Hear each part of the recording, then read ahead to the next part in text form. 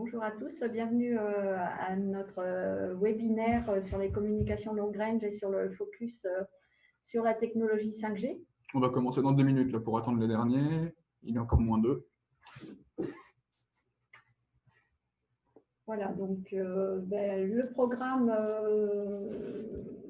suite à la transformation de ce séminaire en webinaire, a été partagé, comme vous avez pu le voir, en 2 parties. Donc, la première partie, c'est maintenant, aujourd'hui, sur tout ce qui est communication long range et le déploiement de la 5G, avec 2 retours d'expérience qui nous seront présentés, un de Bouygues Télécom et puis un du CITC, qui est un autre centre de ressources technologiques basé à Lille et qui ont pu expérimenter cette technologie sur leur site.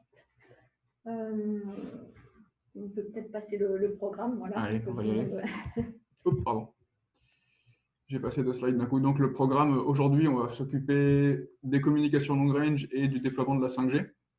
On va commencer par se présenter nous-mêmes déjà. Quelques partenaires du séminaire, ça va prendre 10 grosses minutes. Ensuite, Elisabeth, la directrice, va nous faire la première présentation avec un panorama sur les technologies long range. Ensuite, Bouygues Télécom prendra la parole pour nous faire un retour d'expérience sur la 5G.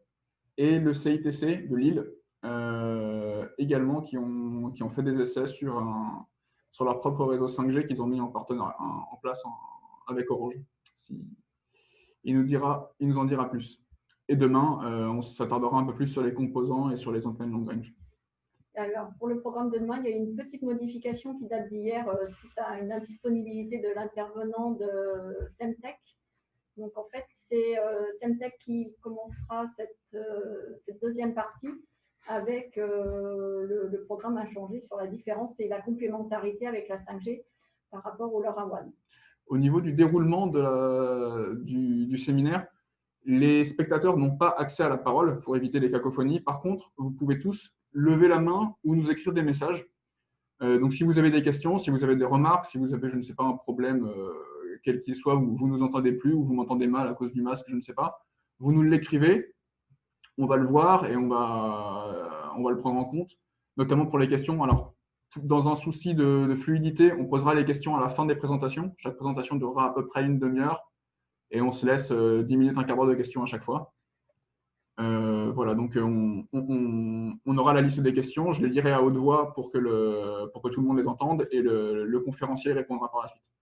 Oui, alors utilisez ce qu'ils appellent le chat sur Zoom et pas questions et réponses. Ah, pas Q&A, ouais. Voilà, parce que Q&A, c'est plus pour des problèmes techniques, on va dire. Donc, utilisez bien le chat pour que nous, on puisse y avoir accès et voir un peu vos messages. Très bien. Du coup, le CRESIT, qui on est? On est un centre de ressources en technologie, ressources technologiques, pardon. On existe depuis 1996. On est ici pour aider les entreprises, notamment celles de la région, notamment les PME, mais pas uniquement, dans le développement des technologies électroniques et les aider à implémenter les nouvelles technologies dans leurs process ou dans leurs produits. Alors, on a deux casquettes, une casquette service d'intérêt général. Donc, on va s'occuper d'aller voir les entreprises, de comprendre quels sont leurs besoins. Parallèlement à ça, on fait de la veille technologique sur tous les sujets neufs.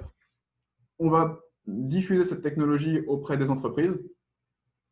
Parallèlement à ça, on peut faire de la formation intra-entreprise qui sait être financée ou non. Voilà. C'est dans notre autre casquette de facturation d'entreprise puisqu'on est financé à 50%. Oui.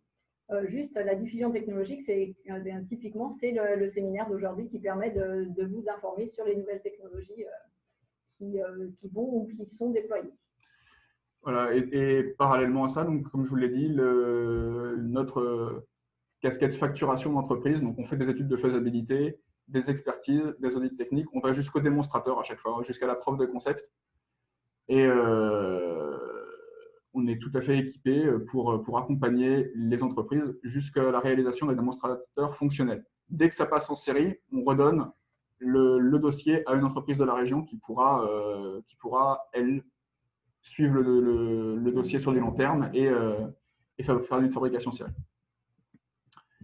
On a également une casquette CEM et RF. Donc la compatibilité, on est équipé pour faire des tests en compatibilité électromagnétique et radiofréquence pour toutes les entreprises de la région. Nos spécialités, c'est les technologies sans fil et sans contact.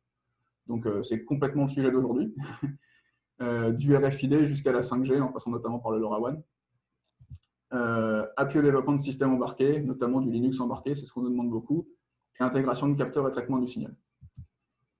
Ce que j'ai dit tout à l'heure, la compatibilité électromagnétique, on n'est pas certifiant, hein, on peut permettre de faire des préqualifications en compatibilité électromagnétique, faire des tests en rayonné et conduit, en immunité et émissivité. En radiofréquence, on aide au choix d'antennes.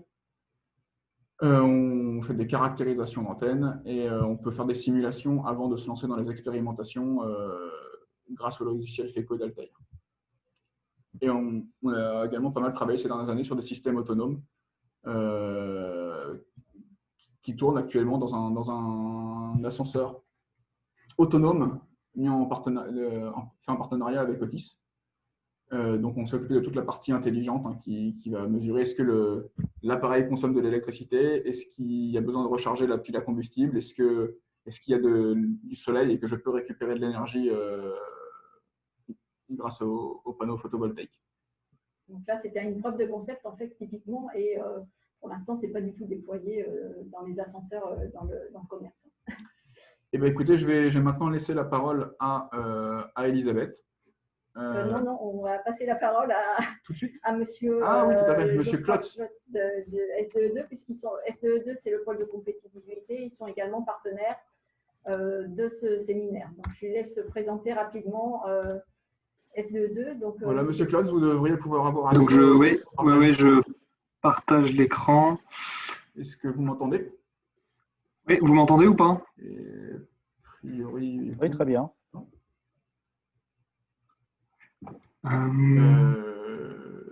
Est-ce qu'on laisse la parole à monsieur Desmar? Ben oui, du coup. Ok, bah écoutez. Jean-Yves Desmar, si vous pouvez. D'accord. Très bien, je vais partager. monsieur Desmar, vous allez pouvoir démarrer. Si vous me passez la main pour le faire, parce que pour l'instant, monsieur Desmar, est-ce que vous pouvez lancer le partage? Voilà. Alors, je vais lancer l'écran. Mon écran. Voilà. Hop. On ne vous entend pas. Ah, super. Ah. Voilà. Vous avez l'écran, vous m'entendez là ou pas? On n'entend pas le son. Moi, je t'entends bien, Jean-Yves. Alors. Mais eux ne t'entendent pas. Oui. Vous m'entendez, non? Toujours pas? Jean-Yves, tu m'entends? C'est Nicolas du pôle. Oui, je t'entends bien. Voilà. Bah, moi, je les entends pas. Enfin, ils ne nous entendent pas. Ok. Ah, on vient de nous dire qu'on entend Jean-Yves, donc c'est peut-être juste nous qui n'entendons pas. Merci.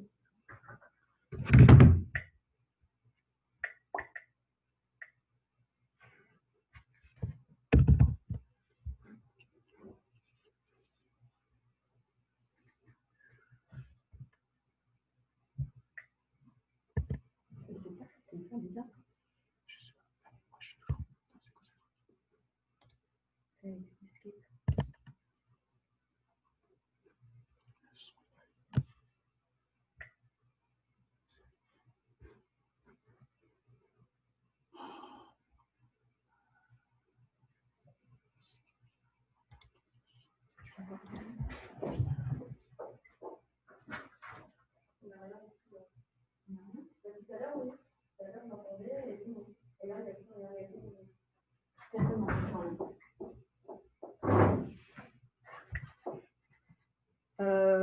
Alors Jean-Yves, je suis désolée, je crois que plus personne ne t'entend. Est-ce que là, vous m'entendez? Il y a peut-être un souci. Je ne sais pas ce qui se passe. Nous, on n'a jamais rien entendu. Oui. Vous ne m'entendez absolument pas là. Tout à l'heure, Nicolas m'entendait, mais il était le seul. Super, Jean-Yves est revenu. Oui, vous m'entendez là, il n'y a pas de problème? J'ai l'impression qu'au niveau du crédit, on ne m'entend pas. Mais si tout le monde m'entend, je vais redémarrer ma présentation. Voilà. Donc, Captronic est un programme qui est porté par l'association Jessica France. Elle a été créée par le CEA et l'ANVAR, des Pays France maintenant, en 1992 et est financée jusqu'à cette année par la Direction générale des entreprises, le ministère de l'économie et des finances. Notre mission est d'accompagner les entreprises françaises dans la numérisation de leurs produits et de leurs process, donc l'électronique, le logiciel embarqué, et nous sommes donc des facilitateurs avant tout.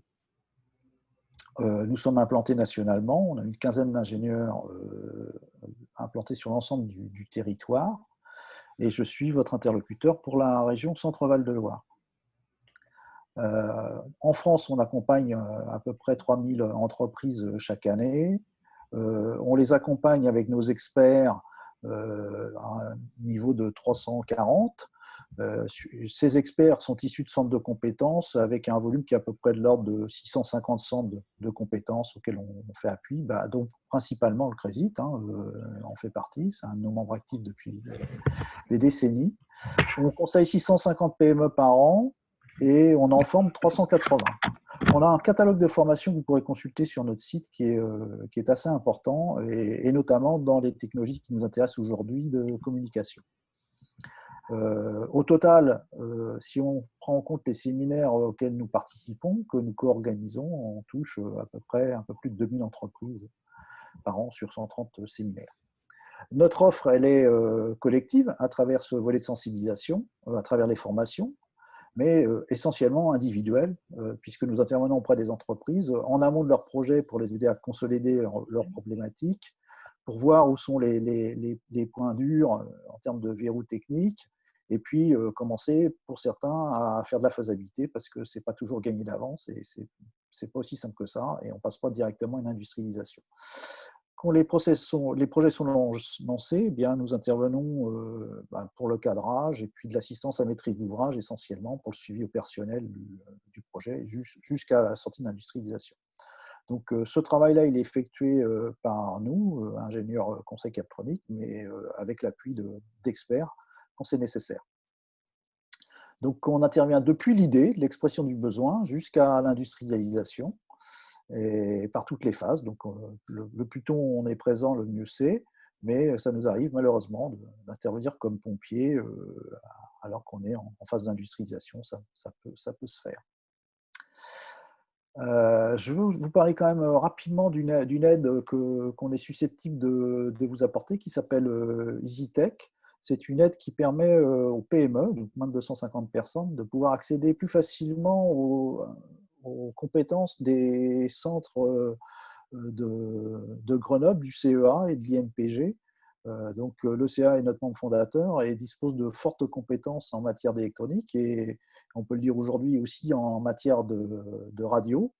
Donc si vous avez des projets qui pourraient vous amener à collaborer avec le CEA, EasyTech et cette aide EasyTech est un bon moyen pour démarrer cela. Alors, on la pilote directement au niveau de Captronic. Cette aide peut aller jusqu'à 7 500 € de subvention et couvrir 50% de cette première expertise, de cette première expérience de faisabilité, sachant que l'assiette est en général de l'ordre de 25 000 €. Alors, un dernier point, là vous avez mes coordonnées, on vous les communiquera de toute façon ultérieurement. Un dernier point qui peut tous vous intéresser, sur le sujet de la 5G, nous collaborons à un autre séminaire le 5 novembre à Angers, qui se tiendra en présentiel normalement, si c'est toujours possible, et dans tous les cas avec des conférences qui seront rediffusées.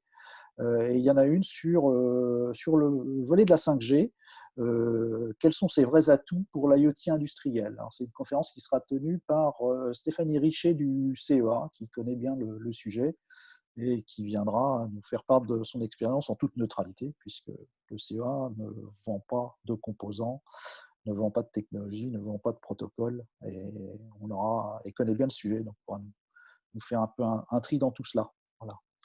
N'hésitez pas à me contacter en fonction de vos besoins. Merci beaucoup. Merci Jean-Yves. Donc on va laisser la parole à… Alors je ne sais pas si c'est Geoffroy Klotz ou Nicolas. Oui. Non, c'est Geoffroy Klotz, c'est moi normalement qui fais la présentation. Super. Eh bien, écoutez, on vient de vous donner les droits. Donc normalement, ça devrait… Nous, on a rétabli notre problème de son, donc on vous entend. Désolé. Alors, est-ce que vous voyez bien mon écran? Nous, oui. Oui. Oui, oui. Je surveille le chat pour voir s'il y en a qui se plaignent de ne pas voir, mais non, a priori, c'est bon. Ok. Vous Donc, pouvez- oui, je m'appelle Geoffroy Clotz. Je suis actuellement chargé de projet au pôle S2E2 et je vais donc présenter très brièvement le pôle et ses activités. Donc, le pôle S2E2 est centré autour de l'énergie électrique et il est, comme une cinquantaine d'autres associations en France, un pôle de compétitivité. Parmi tous les pôles de compétitivité, seulement 5 sont spécialisés dans l'énergie. Donc notre rayon d'action s'étend sur tout le Grand Ouest de la France et on a une présence accrue dans 3 régions, la région Centre-Val de Loire, la région Nouvelle-Aquitaine et la région Pays de la Loire. On a également une présence à Bruxelles pour traiter de toutes les questions liées au projet européen. Alors, on a 4 grands domaines d'activité stratégiques. Les réseaux électriques intelligents, notre premier DAS, les bâtiments intelligents, les systèmes électriques pour la mobilité et enfin les matériaux et composants pour l'électronique. Tous ces DAS sont de près ou de loin confrontés à la thématique de la 5G et des communications long range. On a un certain nombre d'activités et de liens avec ces thématiques. Je vais en citer un certain nombre, c'est une liste non exhaustive. Donc on a fait par le passé, par exemple, des mises en relation, et notamment une mise en relation entre ST Microelectronics, le site de Tours, et Amphenol Antenna Solutions. Et cette mise en relation a permis d'aboutir à la conception et à la fabrication d'une antenne dédiée à la 5G. On réalise également, enfin, on organise ou on co-organise également de nombreux événements. Ça a été le cas, par exemple, le 17 septembre dernier. On a co-organisé avec le pôle Image et Réseau et la Nantes Digital Week un webinaire qui portait sur la technologie 5G. Un grand nombre d'entreprises et de laboratoires ont pu exposer leur vision actuelle et future autour de cette thématique. Le pôle, enfin, parmi les activités principales du pôle, il y a la labellisation de projets de nos adhérents. C'est le cas du projet Connecticity qui était porté par un consortium de 8 entreprises et laboratoires, dont 2 sont adhérents du pôle. C'est le cas de Arcom, une entreprise qui commercialise et conçoit des systèmes de supervision, d'informatique industrielle ou encore de contrôle commande.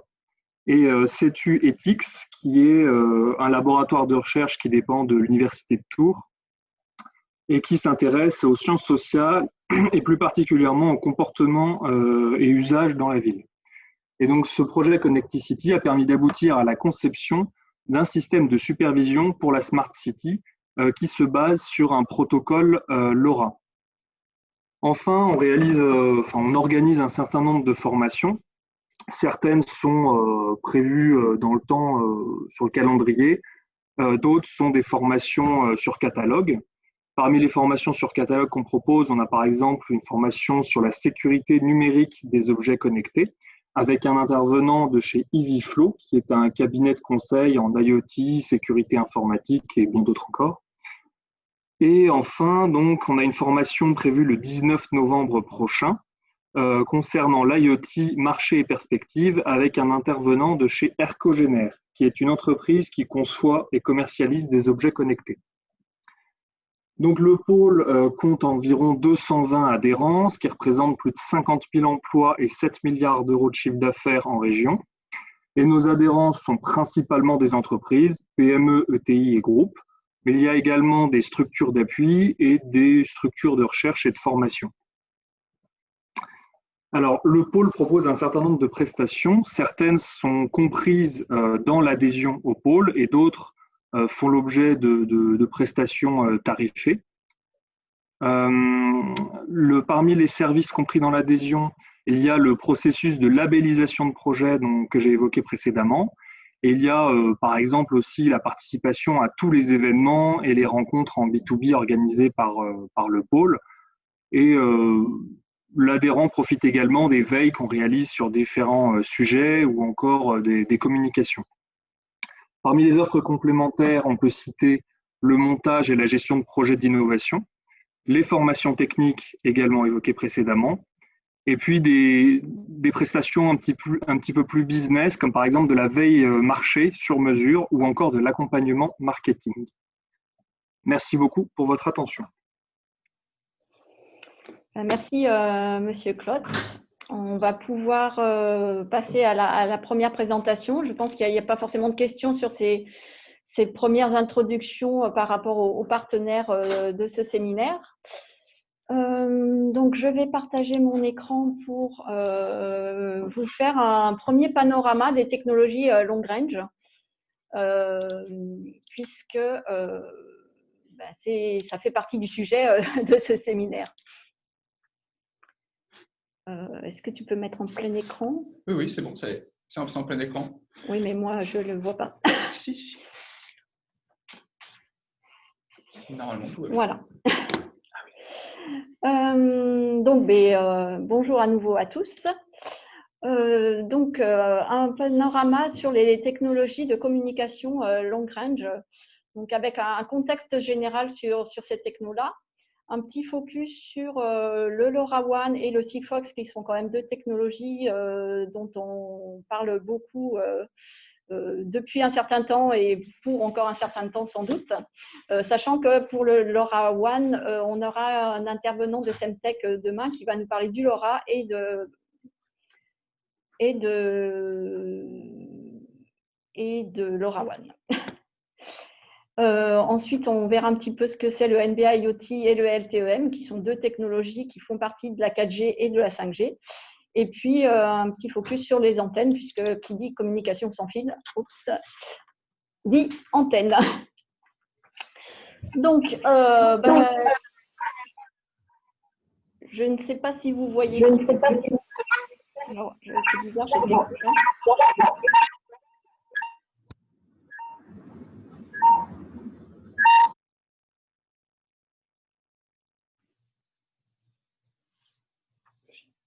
Bon, je ne sais pas. Et, nous, on avait un gros écho. C'est parti a priori. J'espère que ça marche chez tout le monde. Donc, bon, je ne sais pas. Juste, est-ce que tout le monde voit bien notre présentation défilée? On a eu un message nous disant qu'il y a eu une présentation bloquée sur la première slide. La présentation est bloquée. Hein. D'accord. Tout va bien. Hein. Mais... Ben non, c'est pas ce qu'on me dit. On nous dit que c'est bloqué sur la première slide. Okay. Là, c'est bon. Ok, alors, super, merci. Bon, c'est pas génial, parce que moi, je ne vois pas.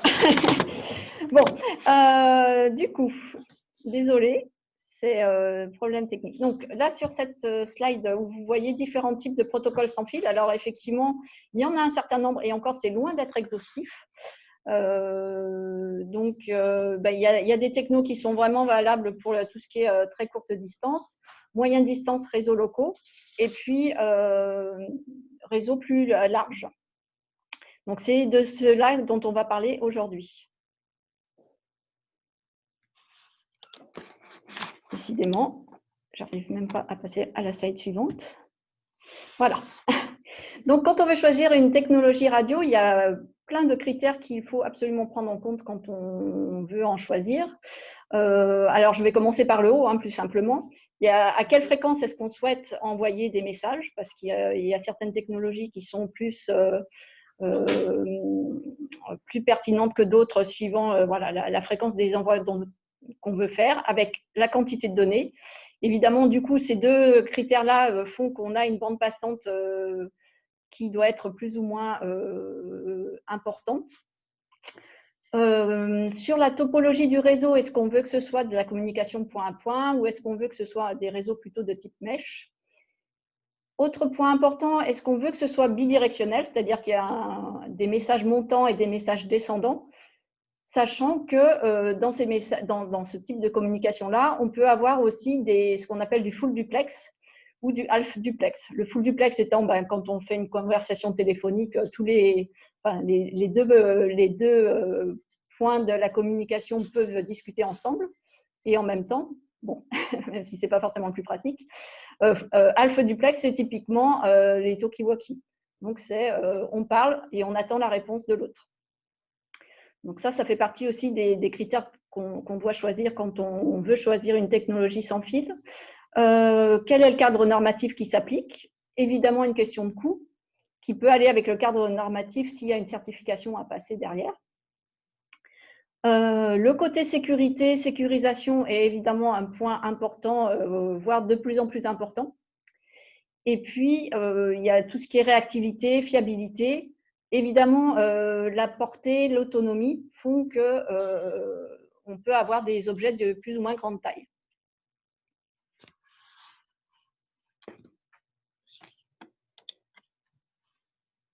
Non, c'est pas ça. Donc, pour les protocoles sans fil, on en a cité quelques-uns sur la première diapositive. Là, ils sont un peu répartis de façon différente en fonction justement de leur portée et de leur capacité à transporter des données. Donc, on voit que, alors je ne sais pas si ma flèche se voit, mais l'idée, c'est que aujourd'hui, on va se concentrer surtout sur, comme je disais, à partir de plutôt 500 mètres, 1 km. Donc, on va parler des technologies Low Power One avec LoRa et Sigfox qui sont avec des débits relativement faibles. Au-dessus, on a tout ce qui est NB-IoT et LTE-M qui sont par contre en bande avec une licence. Et puis, tout ce qui est cellulaire, 3G, 4G et surtout 5G, puisque ça fait partie du sujet d'aujourd'hui. Donc, comme je disais, en fait, il y a quand même deux grandes catégories dans les longues distances et dans les technologies radio. Il y a la partie qui utilise une bande de fréquences avec des licences. On en a entendu parler là très récemment, avec la vente des fréquences pour la 5G. Donc, le LTE-M, le NB-IoT et la 4G font partie des technologies radio avec licence. Il y a une bande qui est dite libre, on va dire, notamment en Europe, qui est la bande des 868 MHz, et où là, vous voyez effectivement qu'il y a beaucoup d'acteurs différents qui utilisent cette bande de fréquence-là. Et justement, en fait, qui dit… alors, on dit que c'est une bande de licence libre, une bande de fréquence, pardon, libre, ce qui n'est pas forcément complètement vrai. Oh, je suis allée trop vite. Donc, on le verra un peu plus loin, il y a quand même des contraintes. Sur les bandes de fréquences, voilà, il y a un autre diagramme que j'ai trouvé chez Emitech qui donne un petit peu toutes les ondes radio qui sont utilisées. Donc, ça part de très, très basses fréquences, mais ce n'est pas ce spectre-là qui est utilisé pour les télécommunications long range. C'est plutôt entre la bande du 433, on va dire, jusqu'à plusieurs gigahertz. Donc, on voit là que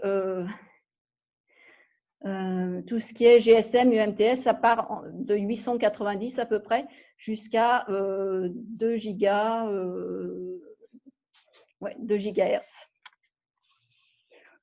Évidemment, en 2 Giga 4, on a aussi des bandes de fréquences qui sont utilisées par du Bluetooth, du Wi-Fi, mais c'est plutôt pour des communications courte distance. Donc voilà où je voulais en venir, c'est que la bande libre, ce n'est pas forcément sans contrainte. Alors ça, c'est la bande qui est disponible en Europe, par exemple.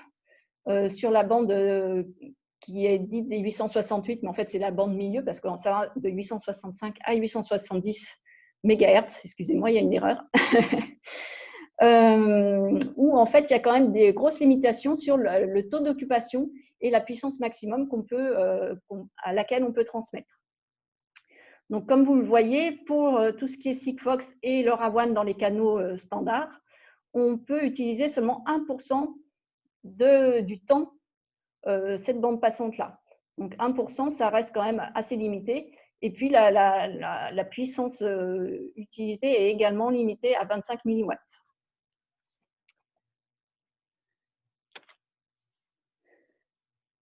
Donc, ça fait partie des contraintes et on va voir que ça implique aussi d'avoir des data rates qui sont assez faibles pour ces technologies-là. L'avantage, c'est que c'est des bandes qui n'ont pas de licence et donc l'abonnement est beaucoup moins cher que pour des technologies qui utilisent des bandes bandes privées, on va dire. Donc justement, Sigfox et LoRa, ils utilisent ces bandes de fréquences-là. Alors j'ai parlé du 868 MHz pour l'Europe. Il faut savoir que dans le reste du monde, c'est plutôt autour des 900 MHz, les bandes qui sont utilisées.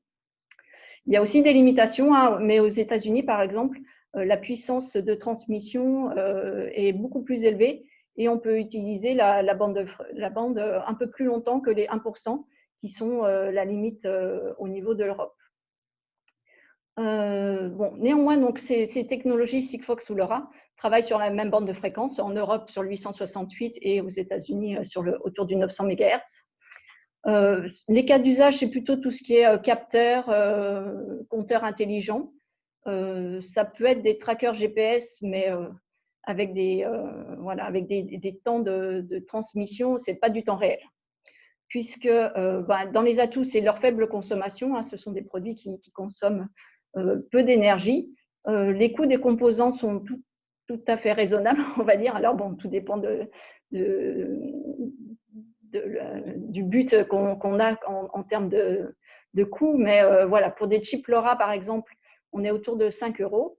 Et puis, pour un chip Sigfox, on est autour de 2 €.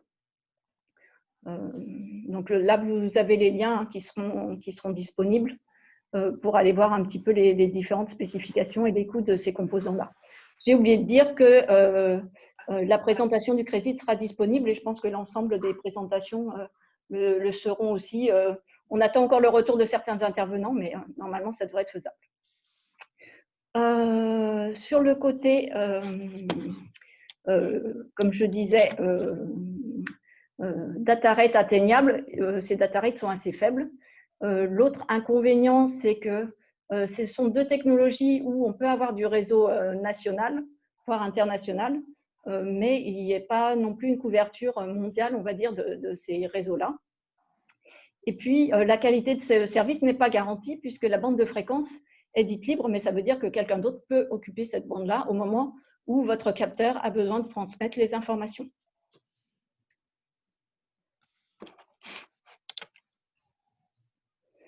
Donc, en ce qui concerne le Sigfox, c'est une technologie qui existe depuis déjà pas mal d'années. Hein. Donc, l'intérêt, c'est qu'il y a de nombreux retours d'expérience et pas mal de produits qui sont disponibles sur étagère.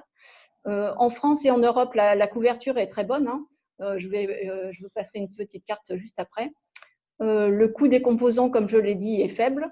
Et puis, ça repose sur des front-end qui sont standards. Donc, il y a un grand choix de composants et de produits finis qui sont disponibles. Donc, ça peut quand même être assez intéressant par rapport à tous ces atouts-là.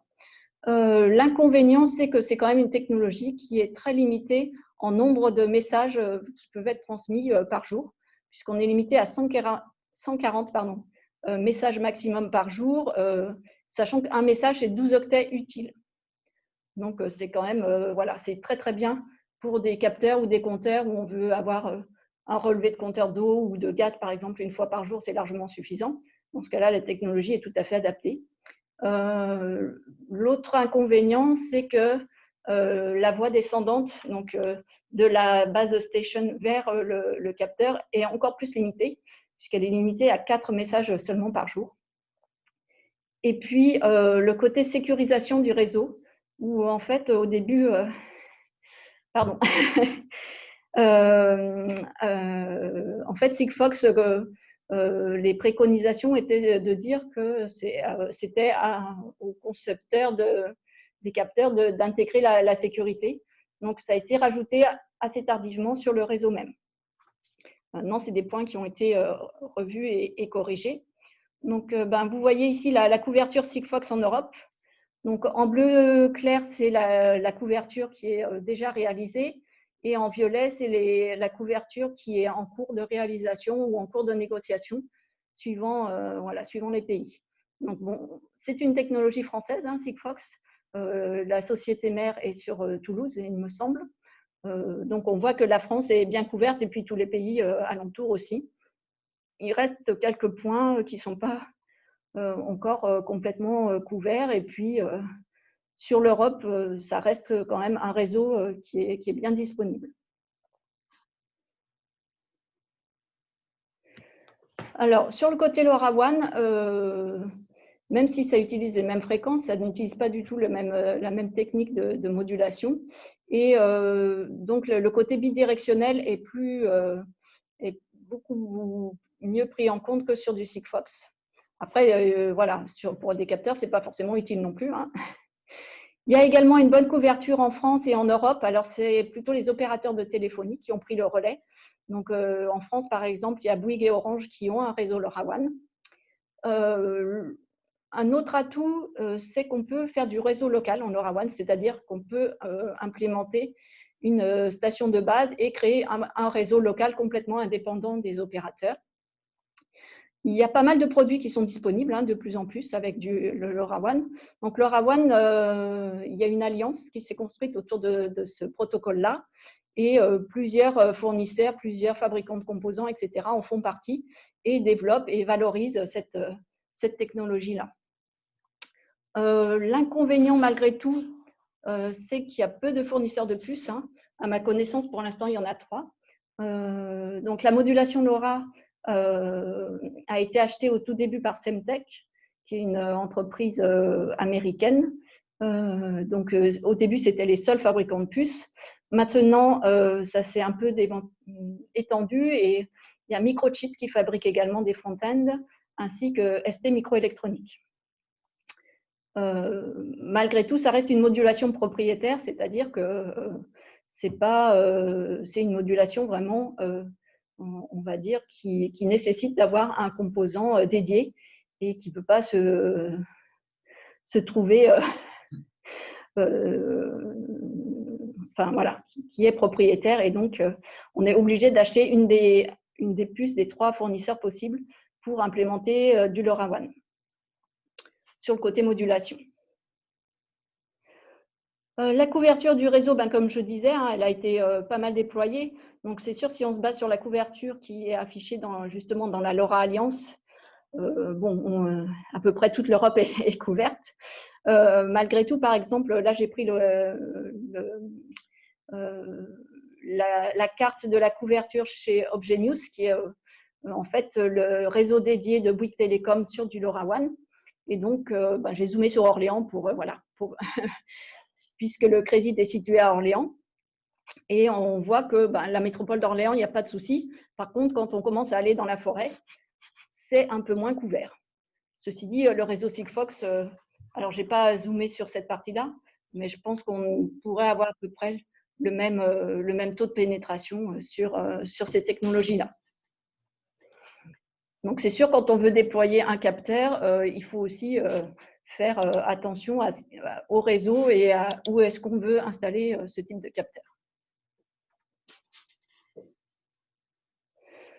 Alors, comme je disais, en fait, LoRaWAN repose sur la modulation LoRa et il y a d'autres fournisseurs, d'autres personnes qui se sont intéressées à la modulation sans développer le protocole LoRaWAN. Donc, on a la société Link Labs qui a créé un protocole qui s'appelle Symphony Link, qui lui est basé sur la modulation LoRa, mais qui n'est pas du LoRaWAN. Donc, il trouve qu'il y a pas mal de différences entre ces protocoles-là. Et c'est un protocole qui peut être utilisé pour du réseau industriel, par exemple. Donc, Link Labs, autant que je me souvienne, ils sont basés aux États-Unis.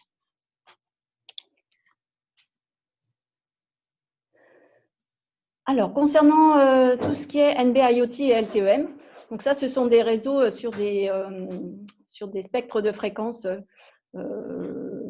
qui ne sont pas libres et qui permettent par contre de transférer pas mal de données. Donc, le cas d'usage, c'est effectivement des capteurs complexes avec un volume de données assez conséquent. Ça peut être aussi du suivi de flotte et du tracking, puisque l'idée, c'est que ces technos-là fonctionnent quand on se déplace. Donc, les atouts, ce sont des réseaux dédiés objets connectés, donc avec une consommation énergétique relativement faible. La banque de fréquences est réservée, donc on peut avoir de la qualité de service assurée, on va dire. Et ce sont des technologies qui sont compatibles avec la 5G. Donc, les fréquences resteront disponibles pour ces technologies-là. L'inconvénient, c'est que pour l'instant, le réseau LTE-M ou NB-IoT est moins complet que pour de la 4G, entre guillemets, classique. Les coûts des composants sont plus élevés que pour du Sigfox ou du LoRa, hein, puisqu'on est autour de 20 € par composant, enfin, par module radio, pardon, et puis auquel il faut rajouter l'abonnement. Alors c'est vrai que je n'ai pas parlé du coût.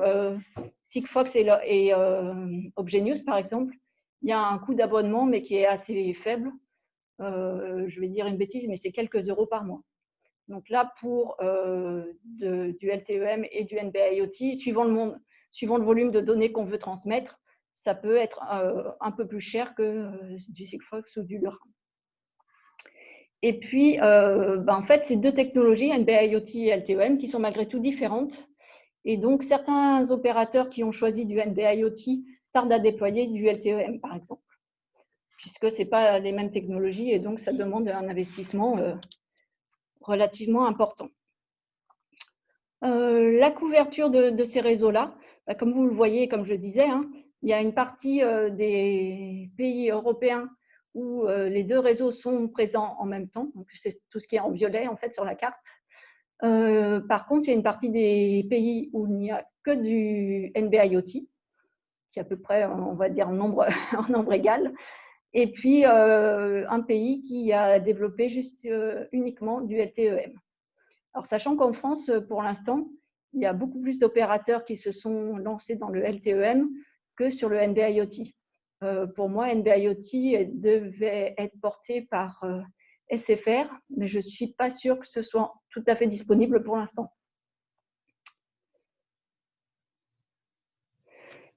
Voilà, donc justement, si on parle un peu plus précisément du NB-IoT, donc cette technologie-là, c'est NB, c'est pour un narrowband. Donc, c'est une modulation assez similaire à celle qui est utilisée pour du Sigfox. Par contre, le codage est différent puisque c'est du Direct Sequence Spread Spectrum. Et puis, les bandes de fréquences utilisées en Europe, en tout cas, sont entre 800, 900 et 1 gigabyte. Donc, il faut savoir que sur chaque pays, les bandes réservées peuvent être différentes. Et donc, ça rend un peu complexe, on va dire, la réalisation de produits qui pourraient marcher dans n'importe quel pays. La latence annoncée pour du NB-IoT est à peu près 1 seconde. Donc, on est quand même beaucoup plus performant que ce qu'on a vu sur du Sigfox avec maximum 140 messages par jour. Là, on n'est pas du tout limité par rapport au nombre de messages, avec une latence qui est relativement faible, mais qui peut être trop grande quand même, suivant les applications qu'on veut traiter. Les débits théoriques sont entre 200 et 250 kilobits par seconde, donc ça, c'est vraiment les débits bruts. Globalement, en disponibilité, on est plutôt entre du 27 et du 52 kilobits, suivant qu'on est en downlink ou en uplink. Donc, uplink, c'est du capteur vers le réseau, et downlink, c'est le sens inverse. Et puis, j'ai trouvé un article dont je vous ai mis la référence là, où en fait, suivant les répétitions qui sont faites des paquets, forcément, suivant la charge du réseau, l'éloignement du point aussi par rapport à la station de base, si on est vraiment en limite de portée, évidemment, les débits s'en font sentir, et donc on peut atteindre des débits beaucoup moins. Mais ça, je dirais que c'est valable sur à peu près toutes les technologies radio. Sur le côté LTE-M, il y a beaucoup plus de bandes qui peuvent être utilisées en Europe. Donc là, je vous les ai listées, c'est peut-être pas la peine que je vous les dise. La latence est plus courte également. Hein, on est entre 100 et 150 millisecondes de latence. Le débit théorique est également plus grand que pour du NB-IoT, même si en disponibilité, on est plutôt autour de 300 kilobits par seconde. Donc ça, voilà, il y a un article du GSMA qui détaille un petit peu ces différents débits théoriques et disponibles. Enfin, pour terminer, un zoom rapide sur la 4G. Donc là, on n'est plus du tout dans des réseaux spécifiques pour les IoT.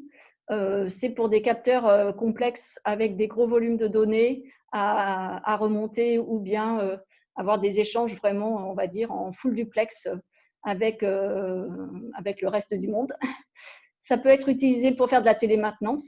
où on a besoin, dans ce cas-là, d'un vrai lien bidirectionnel pour pouvoir aussi activer des alarmes, activer des actuateurs au niveau de ces parties-là. L'intérêt également, c'est que c'est compatible, on va dire, dans le monde entier. Alors, si on trouve le modem et les antennes qui vont fonctionner sur toutes les bandes de fréquences. Les débits théoriques sont beaucoup plus élevés aussi, hein, et les réseaux sont globalement très bien distribués un peu partout dans le monde. Par contre, évidemment, dans l'inconvénient, il y a le coût des modules qui est encore 2 fois plus cher que ce qu'on a vu sur du LTE-M et du NB-IoT. Les abonnements sont également plus chers, hein, surtout s'ils dépendent du volume de données qui sont transmis, et forcément l'autonomie de la batterie, enfin l'autonomie du système plutôt, en est forcément impactée. Juste un petit point sur, en fait, d'ailleurs j'ai mis long range égale antenne, mais j'aurais pu mettre télécommunication sans fil égale antenne, puisque ce n'est pas du tout réservé au côté longue portée. Mais évidemment, les performances en termes de portée, débit et autonomie dépendent non seulement de la technologie et du protocole, mais aussi des performances de l'antenne. Donc, il faut bien choisir son antenne en fonction des performances souhaitées. Bon, évidemment, il y a toujours des contraintes d'intégration, de placement, de situation de l'installation. Et si on a besoin d'antennes multibandes, hein, comme on l'a vu, certaines technos peuvent marcher sur des bandes de fréquences relativement différentes, il faut bien vérifier les performances des antennes qu'on choisit sur toutes les bandes de fréquences dont on aura besoin. L'adaptation de ces antennes-là, du coup, est forcément plus complexe. Et puis, on peut éventuellement installer des switches dynamiques qui peuvent être utilisés pour avoir des antennes plus optimisées en fonction des bandes de fréquences dont on a besoin. Également, on peut simuler l'intégration des antennes dans les produits pour être en mesure de vérifier les performances et l'intégration dans le système complet. Un petit point rapide sur les compétences régionales. Donc, comme l'a dit M. Koltz de S2E2, on a ST Microélectronique à Tours et Enfénan l'Antena qui ont collaboré sur un projet pour de la 5G qui vous sera présenté demain. On a également l'entreprise Cordon Networks, j'ai oublié le S, désolé, qui est à Orme dans la banlieue d'Orléans et qui font pas mal de services après-vente sur tous les équipements, notamment des infrastructures pour les réseaux 3G, 4G et 5G. Enfin, on a pas mal de bureaux d'études en région qui travaillent avec des technologies long range, que ce soit Sigfox, LoRa, de la 3G, 4G, 5G, LTE-M, etc. Donc, je vous ai mis la liste globale de CBE qui peuvent intégrer ce genre de technologie dans la région centre.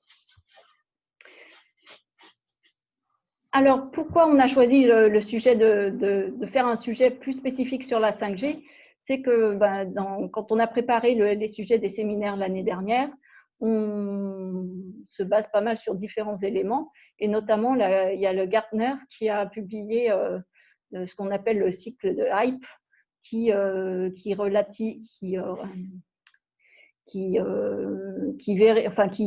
met en lumière les différentes technologies émergentes. Et en 2019, la 5G était au sommet des espérances. Donc, on s'est dit que ça valait le coup de faire un point et un statut sur cette technologie-là. Dans le même sens, il y a des projets et des opportunités, notamment avec le plan de relance de BPI France, où il y a plusieurs domaines qui sont concernés par ce plan de relance. Hein, je pense que certains d'entre vous sont au courant. Et notamment, il y a un cahier des charges spécifique pour tout ce qui est télécommunications 5G. Donc, dans ce plan spécifique pour la technologie 5G, l'idée, c'est de pouvoir soutenir des projets qui sont novateurs et qui intègrent des technologies de communication 5G. Donc, à la fois des travaux de recherche, des développements de plateformes d'expérimentation et de la mise en œuvre à l'échelle industrielle de procédés technologiques innovants. Donc, ce sont des projets individuels ou collectifs pour des budgets quand même relativement importants, hein, puisqu'il faut que ce soit supérieur à 1 million d'euros. Par contre, la date limite du dossier, c'est le 17 novembre. Donc, il vous reste un peu plus d'un mois pour éventuellement réfléchir, ou si vous avez déjà un projet en vue pour faire des tests avec la 5G, je pense que ça vaut le coup de se pencher sur cet appel à projet spécifique plan de relance de BPI France. Donc, j'en ai terminé avec cette présentation. Je ne sais pas si vous avez des questions. Juste un dernier point. Donc, cette année, on a également fait un dossier de veille technologique sur la 5G et puis les communications satellites. Donc, c'est un dossier que vous pouvez télécharger sur notre site internet cressid.com. Donc, ces dossiers de veille sont gratuits puisque ça fait partie de notre mission d'intérêt général. On vous demande juste de laisser vos coordonnées, voilà, pour qu'on puisse avoir un compte des personnes qui sont intéressées par ces sujets-là. Également, on fait de la formation sur tout ce qui est CEM des objets communicants. Donc, la prochaine formation aura lieu le 5 novembre au Cressid. Donc, vous pouvez également retrouver le programme et vous inscrire en ligne sur cressid.com. Et puis, par rapport aux antennes, comme je le disais, c'est quand même un des points non négligeables d'un système de télécommunication sans fil. On a pas mal de matériel et d'équipements qui peuvent vous aider à faire du design, de la prévalidation et de la mesure de performance de vos antennes dans vos systèmes embarqués. Donc voilà, je ne sais pas s'il y a des questions par rapport à… Alors, c'est un peu compliqué de faire un panorama en une demi-heure des différentes technologies long range. Je ne sais pas si vous avez des questions, n'hésitez pas. Donc, pour l'instant, il n'y a pas de questions. On va attendre une minute et puis sinon, je vais laisser la parole à Bouygues.